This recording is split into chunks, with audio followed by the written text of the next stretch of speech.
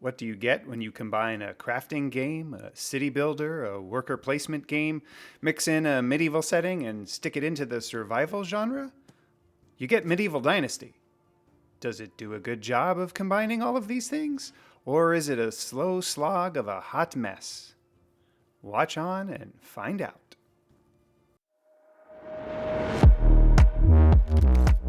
My name is Thoraxe, and this is Strategy for Busy People. If you've got a few minutes, I'll tell you what to play.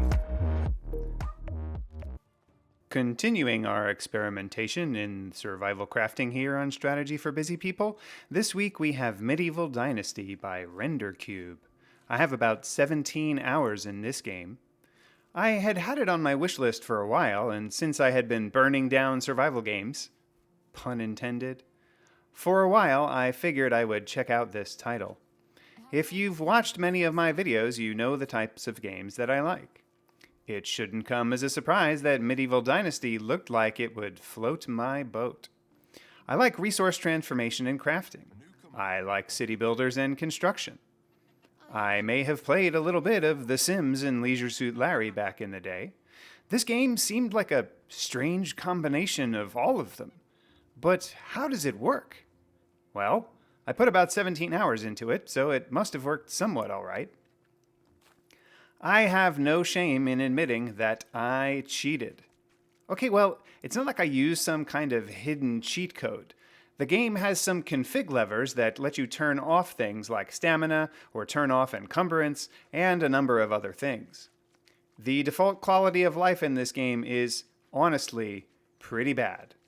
When you first start out, you're supposed to start building your own settlement. So I started building one really close to the first settlement you start in. That generally was regarded as a bad idea, and many people were miffed about it.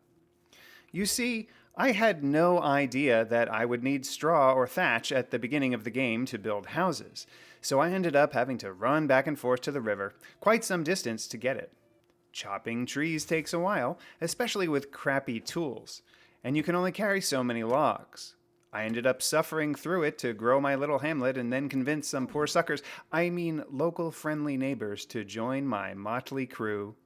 Then they got all pissed that my hamlet had nothing to offer them, so they rage quit and left me. So, I started over. I also did some reading online, and that's when they told me to make the quality of life changes to the game settings and where to start my hamlet. And then I was definitely into it again. Oh man, look at my little settlement grow. And no, wait for it. Just wait for it. Don't invite anyone over until you can really deal with them. Yes, sure, I can pick up lots of wood now, but damn, these trees are getting further and further away from camp. And I still need a boatload of thatch. But there is an interesting backstory, and you can run around, stamina free, going to all the other hamlets to chat up the various key players. The game has the concept of seasons, and each season only has a few days. Some missions you get from the NPCs can't be completed until a subsequent season, and some afford you several years to complete. But occasionally, and annoyingly, you can end up accidentally taking a mission that you stand no chance of being able to complete in time. So scum save often before talking to NPCs. The crafting itself in the game actually works quite well. Buildings are easy to construct, and unlike Valheim, there were no issues with getting building bits to snap to one another because the buildings are all pre-built.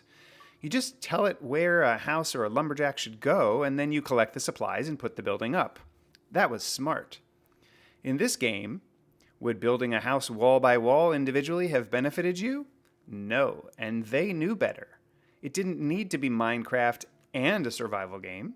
But this is about Medieval Dynasty and not Valheim, so go watch my Valheim review to see how much I hated Valheim.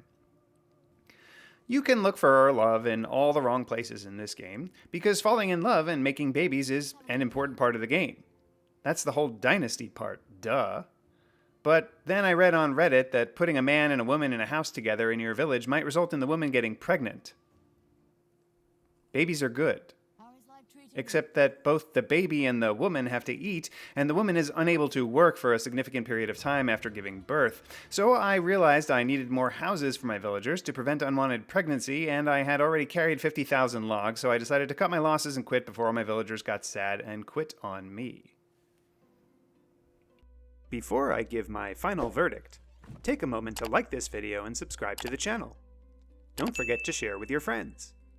Agree with me? Disagree with me? Or want to see other content? Let me know in the comments below. Want to try this game yourself? Check out my humble affiliate link below. And if you want to support me in making more of these videos, become a patron on Patreon. Your support really makes a difference. The final verdict. This game is quite a bit of fun. I was able to put a lot of time into it. The storyline and primary characters associated with it are interesting, and it'd be cute to uncover the rest of it.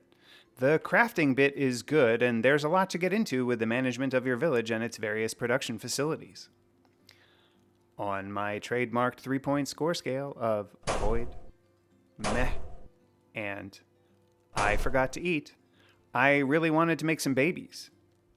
In the game. That's not some weird, creepy food euphemism either. If you make some quality of life tweaks, the game is good. Just do your research first. Or suffer through it. That is sometimes the fun of it.